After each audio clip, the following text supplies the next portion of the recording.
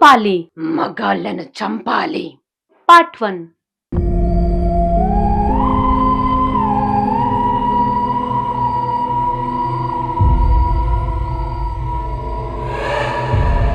నా పేరు రూపాలి. ఇక్కడున్న మగాళ్ళని చంపాలి. ఒక కటిక చీకటి రోజు రాత్రి లచ్చన్న అనే వ్యక్తి తన ఇంట్లో పెరట్లో ఉన్న బావి వద్ద నిలబడి ఉంటాడు. ఆ సమయంలో అక్కడకు లచ్చన్న భార్య కంగారుగా వస్తుంది. ఏవండి, దయచేసి అలా చెయ్యొద్దు, ఒకసారి నా మాట వినండి. వద్దు, నాకీ బతుకొద్దు. ఒకవేళ నేను కానీ ఆ రూపాలు కంటపడితే నా జీవితం నరకంగా మారిపోతుంది. మీరు భయపడకండి, అలా ఏం జరగదు. ఈ ఊర్లో ఉన్న 12 మంది మగాళ్ళకు ఏం జరిగిందో నీకు బాగా తెలుసు కదా. నేను ఇలా చేయడం తప్పే, కానీ ఇది తప్ప నాకు వేరే మార్గం లేదు. అయ్యో భగవంతుడా, మీరు అలా మాట్లాడకండి. నన్ను క్షమించు లక్ష్మి, మన బిడ్డ జాగ్రత్త. రూపాలి గురించి భయపడుతున్న లచ్చన్న ఒక్కసారిగా బావిలో దూకి చనిపోతాడు. ఇదిలా ఉండగా పట్నంలో రాజేష్ అనే వ్యక్తి ఒక ప్రైవేట్ కంపెనీలో ఉద్యోగం చేస్తున్నాడు. రాజేష్ అదే ఆఫీస్లో పనిచేస్తున్న కోమలి అనే అమ్మాయితో గత 6 నెలల నుండి ప్రేమలో ఉంటాడు. అలా వారిద్దరూ చాలా సంతోషంగా ఉన్నారు. ఒకరోజు రాజేష్ తన ప్రేమ విషయాన్ని తల్లితో చెబుతాడు. నువ్వు సంతోషంగా ఉండడం కన్నా నాకు ఏదీ ఎక్కువ కాదురా, నువ్వు కోరుకున్నట్టు ఆ అమ్మాయినే పెళ్లి చేసుకో. చాలా థ్యాంక్స్ అమ్మా. ఈ టైంలో మనతో పాటు నాన్న కూడా ఉంటే బాగుండు కదా. మనల్ని వద్దు అనుకుని వెళ్లిపోయిన వ్యక్తి గురించి మాట్లాడుకోవడం అనవసరం రా. సర్లే, ఆ విషయం వదిలేయమ్మా. నేను ఈ రోజు కోమలితో పెళ్లి విషయం గురించి మాట్లాడతాను. సరే, జాగ్రత్తగా వెళ్ళిరా. రాజేష్ తన తల్లితో మాట్లాడిన తర్వాత కోమలిని కలవడానికి పార్కుకి వెళ్తాడు. అక్కడ వారు కాసేపు సరదాగా కబుర్లు చెప్పుకున్న తర్వాత రాజేష్ పెళ్లి ప్రస్తావన తీసుకొస్తాడు. ఆ సమయంలో కోమలి మొహం చిన్నబోతుంది. అది గమనించిన రాజేష్, ఏమైంది కోమలి, నన్ను పెళ్లి చేసుకోవడం నీకు ఇష్టం లేదా? అదేం లేదు రాజేష్, నాకు నిన్ను పెళ్లి చేసుకోవడం ఇష్టమే, కాకపోతే ఒక సమస్య ఉంది అని కోమలి మాట్లాడుతున్న సమయంలో ఆమె ఫోన్ రింగ్ అవుతుంది. అప్పుడు కోమలి ఫోన్ లిఫ్ట్ చేసి మాట్లాడగా తన తండ్రి చనిపోయిన విషయం తెలుసుకుని బాధపడుతుంది. నువ్వు బాధపడకమ్మా, నేను వెంటనే బయలుదేరి వస్తున్నా, త్వరగా రా తల్లి. ఏమైంది కోమలి, ఎందుకని ఏడుస్తున్నావు? మా డాడీ చనిపోయారంట రాజేష్, నేను వెంటనే ఊరు వెళ్ళాలి. అయ్యో, ఇంత సడన్ గానా? ఎలా చనిపోయారు? పద, నేను నీతో పాటు వస్తాను. వద్దు రాజేష్, నువ్వు మా ఊరు రావడం మంచిది కాదు. నేను ఊరు వెళ్ళాక నీకు ఫోన్ చేసి అన్ని వివరంగా చెప్తా, బాయ్ అని కోమలి కంగారుగా అక్కడ నుండి వెళ్ళిపోతుంది. దాంతో రాజేష్ ఏం అర్థం కాని స్థితిలో ఉంటాడు. మరుసటి రోజు సాయంకాలం కోమలి తన సొంత ఊరైన ఉదయ గ్రామానికి చేరుకుంటుంది. ఆ సమయంలో కోమలి ఒంటరిగా నడుస్తూ తన తండ్రిని తలుచుకుని బాధపడుతుంది. నిజానికి ఈ ఉదయ గ్రామంలో కేవలం ఆడవాళ్లు మాత్రమే నివసిస్తున్నారు. గతంలో ఈ ఊర్లో నివసించిన మగవాళ్ళు ఏమయ్యారో ఎవరికీ తెలీదు. ఇలాంటి పరిస్థితులకు కారణం రూపాలి. మానవా, నా దరికిరా. మానవా, నా దరికిరా. దెయ్యం చుట్టుపక్కల మగవాళ్ళు ఎవరైనా కనిపిస్తారేమో అని వెతుకుతుంది. అలా ముందుకు వెళ్తున్న దెయ్యానికి బాధగా నడుస్తూ వెళ్తున్న కోమలి కంటపడుతుంది. ఎలా ఉన్నావు కోమలి? చాలా రోజుల తర్వాత ఊర్లోకి వస్తున్నట్టు ఉన్నావు. మా నాన్న చావుకు కారణమయ్యావు, అసలు నీ ఆత్మకు శాంతి కలగదు చూడు. నన్నే శపిస్తున్నావు కోమలి. సర్లే, పోయి నీ తండ్రి శవాన్ని చూసుకో. కోమలి ఇంటికి చేరుకునేసరికి హాల్లో తన భర్త ఫోటో వద్ద బాధగా కూర్చుని ఉన్న తల్లిని చూస్తుంది. నిజానికి కోమలి రావడం ఆలస్యం అవడంతో జరగాల్సిన పనులన్నీ పూర్తి అయిపోయాయి. దాంతో కోమలికి ఆఖరి చూపు కూడా దక్కలేదు. ఆ సమయంలో వారిద్దరూ ఒకరినొకరు ఓదార్చుకుంటారు. మరోవైపు ఉదయ గ్రామానికి తూర్పు వైపు కొన్ని మైళ్ళ దూరంలో శుక్లా అనే ఒక తాంత్రికుడు 25 ఏళ్ల నుండి కఠోర దీక్ష చేస్తున్నాడు.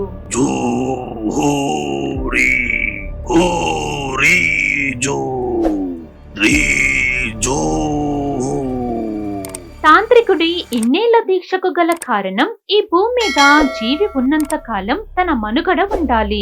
దానికోసమే జుహురీ విగ్రహానికి పూజలు చేస్తున్నాడు. ఒకరోజు తాంత్రికుడు జుహురీ మాతను ఎలా ప్రసన్నం చేసుకోవాలని ఆలోచిస్తున్న సమయంలో అక్కడున్న ఒక వింత చెట్టు నుండి మాటలు వినిపిస్తాయి. నీ దీన పరిస్థితి చూస్తుంటే నవ్వొస్తుంది శుక్ల. నన్ను అవహేళన చేస్తూ మాట్లాడకు. అవహేళన కాదు శుక్ల, నీ ఎదురుగా ఉన్న విగ్రహాన్ని ప్రసన్నం చేసుకోవడానికి ఒక దారి ఉంది. ఏంటది?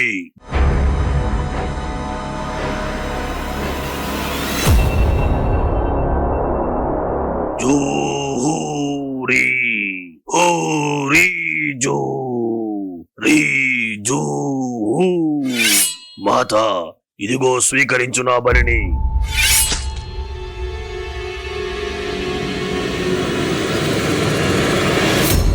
నీ భక్తికి మెచ్చానురా, కాని నీ కోరిక నెరవేరడానికి నిన్ను నువ్వు బలి ఇచ్చుకుంటే సరిపోదు శుక్ల.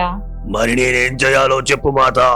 నన్ను తృప్తిపరిచే బలి ఒకటి ఉందిరా. రాబోయే నిండు పౌర్ణమి రోజునాడు నువ్వు ఒక కన్య ఆత్మను నాకు బలి ఇవ్వాలి. ఆ బలి ఇవ్వడం ద్వారా నువ్వు ఈ భూమి మీద ఎప్పటికీ చిరంజీవుడుగా ఉంటావు.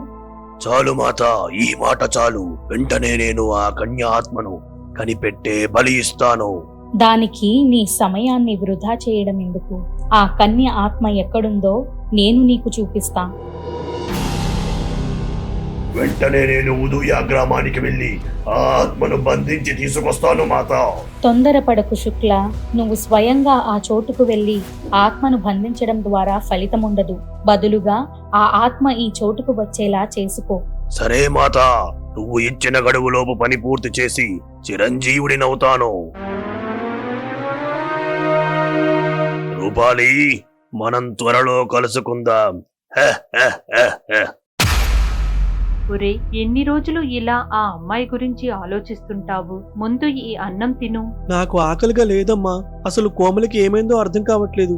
ఆ రోజు నుండి కనీసం ఒక మెసేజ్ గాని ఫోన్ గాని లేదు. పాపం, తన పరిస్థితి అక్కడ ఎలా ఉందో ఏంటో అర్థం చేసుకోవాలి కదరా. మెల్లిగా అన్నీ సర్దుకుంటాయిలే. అమ్మా, నేను కోమలి దగ్గరికి వెళ్దాం అనుకుంటున్నా. తనని కలిసి మాట్లాడితే గాని నా మనసు కుదుట పడదు. సరేరా, నీకు ఏమనిపిస్తే అదే చెయ్యి. రాజేష్ ఉదయ గ్రామానికి వెళ్లాలని నిర్ణయించుకున్నాడు.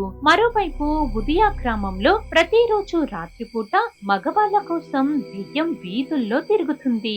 అదే విధంగా నిద్రపోతున్న సమయంలో గ్రామస్తుల ఇళ్లలోకి ప్రవేశించి మహిళల నిద్ర చెడగొట్టి ఆనందపడుతుంది. ఒకరోజు దెయ్యం పాడుబడిన బంగ్లా లోపల ఉన్నప్పుడు అక్కడ గోడ మీద ఉన్న ఒక వ్యక్తి పటం చూస్తుంది. నా కంట పడకుండా బ్రతికిపోయావు నాన్న, లేదంటే నిన్ను ముక్కలు ముక్కలు చేసేదాన్ని. దెయ్యం తన తండ్రి మీద ఉన్న కోపంతో బంగ్లా మొత్తం దద్దరిల్లేలా అరుస్తుంది. మరోవైపు ముసుగు వేసుకున్న ఒక మహిళ లాంతర్ పట్టుకుని చుట్టుపక్కల గమనిస్తూ ముందుకు నడుస్తుంది. అలా చివరిగా కోమలి ఇంటి వద్దకు చేరుకున్న తరువాత కంగారుగా లోనికి వెళ్తుంది. అప్పుడు హాల్లో కూర్చున్న లక్ష్మి ఆ మహిళ ఎవరని కంగారు పడుతుంది. ఎవరమ్మా నువ్వు? మాట్లాడుతుంటే లోనికి వచ్చేస్తున్నావు. ఆ సమయంలో లక్ష్మి ఎదురుగా నిలబడిన మహిళ ముసుగు తీయగా లక్ష్మి ఆశ్చర్యపోతుంది. ఎందుకంటే అక్కడున్నది రూపాలి తండ్రి అయిన గజపతి. అసలు గజపతి ఈ విధంగా మారువేషంలో ఎందుకు తిరుగుతున్నాడని లక్ష్మి ఆలోచిస్తుంది. అయ్యగారు, మీరేంటిక్కడ? ఊర్లో అందరూ మీరు చనిపోయారని అనుకున్నాం. అసలు ఈ వేషం ఏంటండి? నా బిడ్డ నుండి తప్పించుకోవడానికి ఇలా చీర కట్టుకుని తిరుగుతున్నాను లక్ష్మి.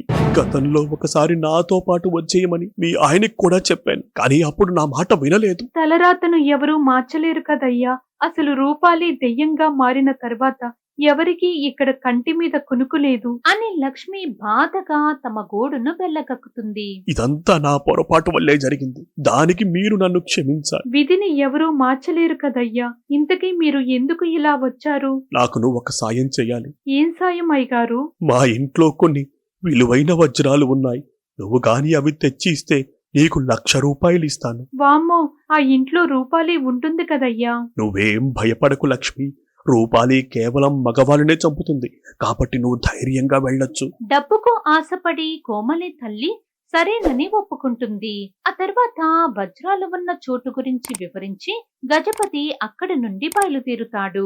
ఆ వజ్రాలు ఎలా దక్కించుకోవాలని లక్ష్మి ఆలోచనలో పడుతుంది. మరోవైపు చీర కట్టుకున్న గజపతి వేగంగా నడుస్తాడు. ఆ సమయంలో గజపతికి తనని ఎవరో వెంబడిస్తున్నట్లు అనిపిస్తుంది. ఎక్కడికో వెళ్తున్నట్టున్నావు, దారి గాని తప్పిపోయావా? నీ కళ్ళు ఎక్కడో చూసినట్టు ఉంది, ఒక్కసారి ఆ ముసుగు తీ. ఆ సమయంలో దెయ్యం ముసుగు తీయడానికి చూస్తున్నప్పుడు అటుగా ఏదో చప్పుడు రావడంతో దెయ్యం అక్కడ నుండి వెళ్లిపోతుంది.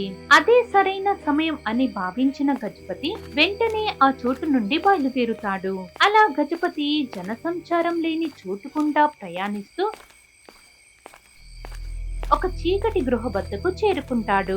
ఆ గృహ లోపల ఉదియా గ్రామానికి చెందిన మగవాళ్ళు ఉంటారు.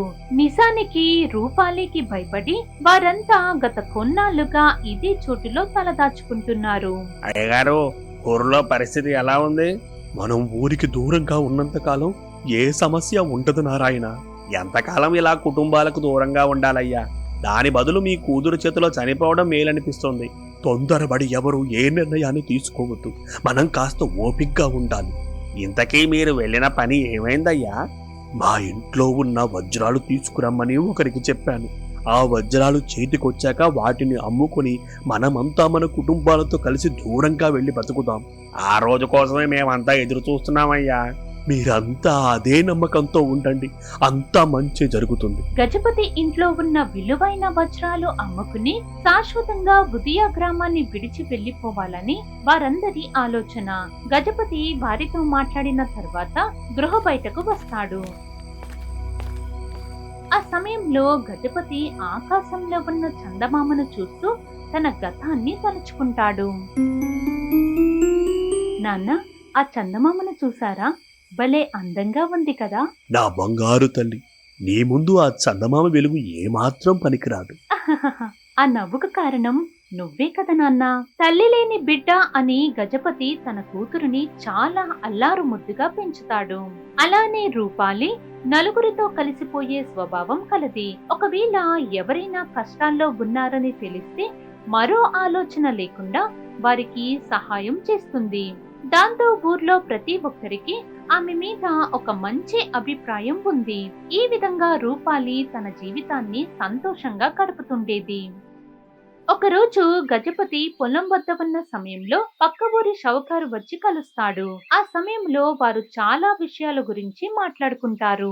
ఇంకేంటి గజపతి గారు, మీ అమ్మాయికి పెళ్లి సంబంధాలు ఏమైనా చూస్తున్నారా లేదా? అప్పుడే పెళ్లికి తొందరేముందిలే షావుకారు గారు, మరో 2 ఏళ్లు ఆగి చేద్దాం అనుకుంటున్నాను. అది కాదు గజపతి గారు, అసలే తల్లి లేని బిడ్డ వీలైనంత త్వరగా ఒక అయ్య చేతిలో పెడితే తనకంటూ ఒక కొత్త జీవితం మొదలవుతుంది కదా. మీరు అన్నది కూడా నిజమే. సమయం వచ్చినప్పుడు జరగాల్సినవి జరుగుతాయిలేండి. మంచిది, ఇక నేను బయలుదేరుతాను. మీరు సరుకు మొత్తం గోడౌన్కి పంపించేయండి. అవన్నీ నేను చూసుకుంటానులేండి. షావుకారు మాట్లాడి వెళ్లిపోయిన తర్వాత ఆయన చెప్పిన విషయాల గురించి గజపతి ఆలోచిస్తాడు. ఆ రోజు చీకటి పడిన తర్వాత తండ్రి కూతుర్లు కలిసి భోజనం చేస్తుంటారు. ఆ సమయంలో గజపతి పెళ్లి విషయం గురించి కూతురితో మాట్లాడాలా వద్దా అనే ఆలోచనలో ఉంటాడు. అది గమనించిన రూపాలి, ఏంటి నాన్న ఆలోచిస్తున్నారు? నాతో ఏదైనా మాట్లాడాలా? అదే తల్లి, నీకు పెళ్లి చేద్దాం అనుకుంటున్నాను, ఏమంటావ్? ఇప్పుడు అంత తొందరేముంది నాన్న? అలా ఏం కాదు తల్లి, ఏదో రోజు చెయ్యాల్సిందే కదా. ఒకవేళ మంచి సంబంధం కుదిరితే దాన్ని బట్టి చూద్దాం, సరేనా? తండ్రి మాటలను విన్న రూపాలి ఒక క్షణం ఆలోచించుకుని సరేనని ఒప్పుకుంటుంది. అప్పుడు గజపతి ఎంతగానో సంతోషిస్తాడు. ఆ తర్వాత ఒకరోజు పెళ్లిళ్ల పేరయ్య ద్వారా ఒక పెళ్లి సంబంధం ఉన్నట్లు గజపతి తెలుసుకుంటాడు. అయ్యా, అబ్బాయి సిటీలో సాఫ్ట్వేర్ ఉద్యోగం చేస్తున్నాడు. మీ అమ్మాయికి సరైన సంబంధం అండి. అలాగైతే ఈ ఆదివారం ఒకసారి అమ్మాయిని చూసుకోవడానికి రమ్మనండి. మంచిది, నేను అబ్బాయి వారిని తీసుకొస్తా. మీరు మిగిలిన ఏర్పాట్లు చూసుకోండి జమీందార్ గారు. మరి ఇంకెందుకు ఆలస్యం, వెంటనే వాళ్ళకు కబురు పెట్టండి. మరి కొంచెం నా బజానా ఇస్తే.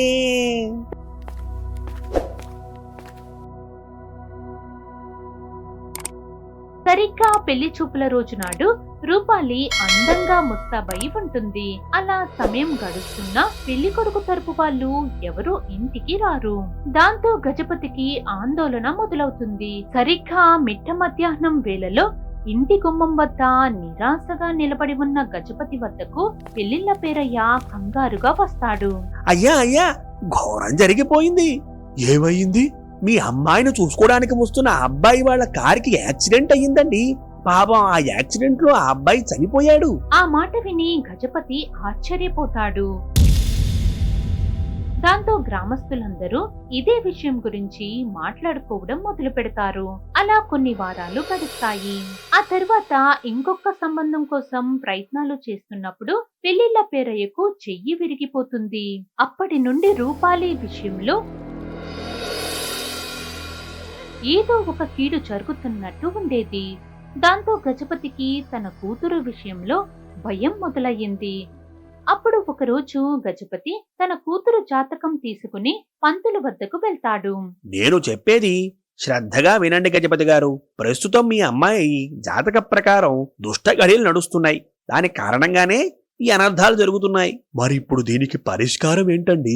కాలమే నీ బిడ్డ స్థితిగతులను మార్చాలి. అప్పటి వరకు ఎటువంటి శుభకార్యాలకు పూనుకోకండి. అలాగే పూజారి గారు, మీరు చెప్పినట్టే చేస్తాను. గజపతి తన బిడ్డ విషయంలో జాగ్రత్తగా ఉండాలని నిర్ణయించుకున్నాడు. మరోవైపు గ్రామస్తులు వరుసగా జరుగుతున్న సంఘటనల గురించి రకరకాలుగా మాట్లాడుకోవడం మొదలు పెడతారు. ఇది విన్నావా సూర్బాబు? మన గజపతి గారి అమ్మాయి జాతకంలో ఏదో దోషం ఉందంట. అవునా? అయినా పుట్టగానే తల్లిని పైకి పంపేసింది. ఇప్పుడేమో వరుస పెట్టి దారుణాలు జరుగుతున్నాయి. నిజమేరా. మరి ఇప్పుడు రూపాలికి పెళ్లి అవుతుందో లేదో? ఈ విధంగా ఊర్లో ప్రజలు రూపాలి గురించి మాట్లాడుకుంటారు. కొన్ని రోజులకు గ్రామస్తుల ప్రవర్తనలో మార్పు వస్తుంది. ఒకవేళ రూపాలి ఊర్లో ప్రజలకు ఎదురుపడితే వాళ్ళు మొహం తిప్పుకుని వెళ్ళిపోతారు. అలా పదే పదే జరగడంతో రూపాలి ఎంతగానో బాధపడుతుంది. దానికి తగ్గట్టు గ్రామస్తులు రూపాలి ఒక నష్టజాతకురాలు అని నమ్మడం మొదలు పెడతారు. ఆ నమ్మకం బలపడేలా ఒక ఏడాది ఊర్లో వర్షాలు పడవు. దాంతో ఒక్కసారిగా ఊర్లో తీవ్రమైన కరువు వస్తుంది. అప్పుడు ప్రజలు ఎంతగానో ఇబ్బందులు పడతారు.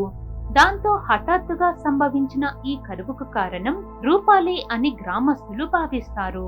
అప్పుడు ఒకరోజు రాత్రిపూట వారంతా సమావేశమై మనమంతా ఒక ముఖ్యమైన విషయం గురించి మాట్లాడుకోవడానికి సమావేశమయ్యాం.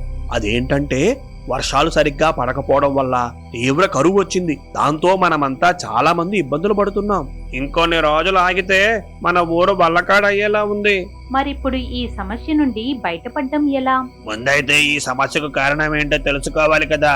ఆ తర్వాత పరిష్కారం గురించి ఆలోచిద్దాం. సమస్యకు కారణం ఏంటంటే ఎవరు మాత్రం చెప్పగలరు? ఇదంతా మన తలరాత అనుకోవాలి అంతే అని వారంతా మాట్లాడుకుంటున్న సమయంలో నా వరకు ఈ సమస్యలకు కారణం ఆ రూపాలి. లేదంటే ఇన్నేళ్లలో లేనిది మన ఊరికి కరువు వచ్చింది. నా బుర్రలో కూడా అదే ఆలోచన మెదులుతుంది. ఇదంతా నష్టజాతకురాలు వల్లనే జరుగుతుంది. అసలు ఆ నష్టజాతకురాలు మన ఊర్లో ఉండడానికి వీల్లేదు.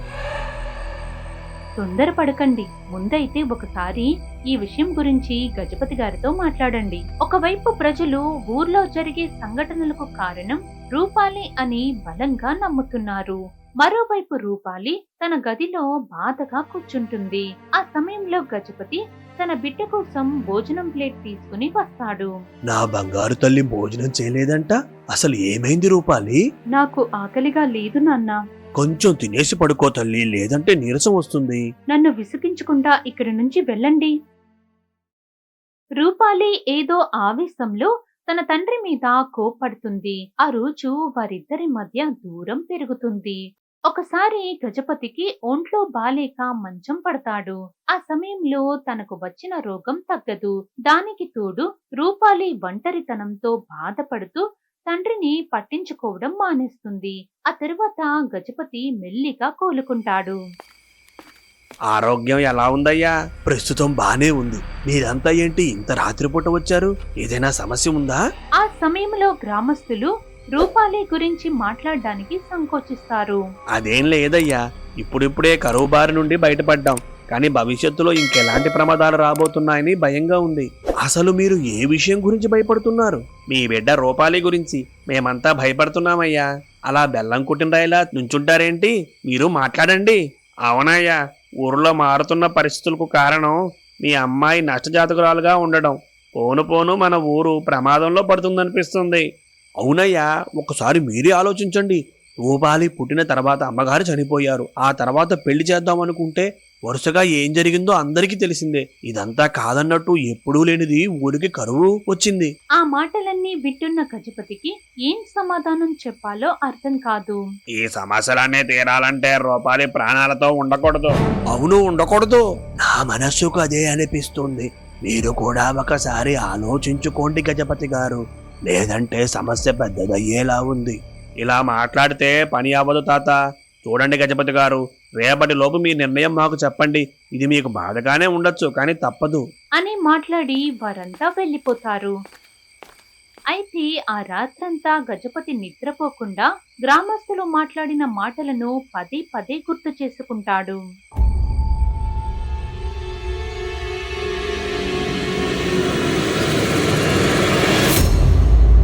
మీరు చెప్పిన దాని గురించి నేను రాత్రంతా ఆలోచించాను. మరి మీరు ఏ నిర్ణయం తీసుకున్నారు? నా బిడ్డ ప్రాణాలతో ఉంటే ఇక్కడున్న అందరికీ ప్రమాదం. కాబట్టి తను చావడమే ఊరికి మంచిది. చాలా సంతోషం గజపతి గారు. మనం వీలైనంత త్వరగా పని పూర్తి చేయాలి. ఆ సమయంలో తాను తీసుకున్న నిర్ణయం సరైనదో కాదో గజపతికి అర్థం కాదు. మరిప్పుడు ఈ నిర్ణయం వల్ల ఎవరి జీవితాలు ఎలాంటి మలుపులు తిరుగుతాయో చూడాలి.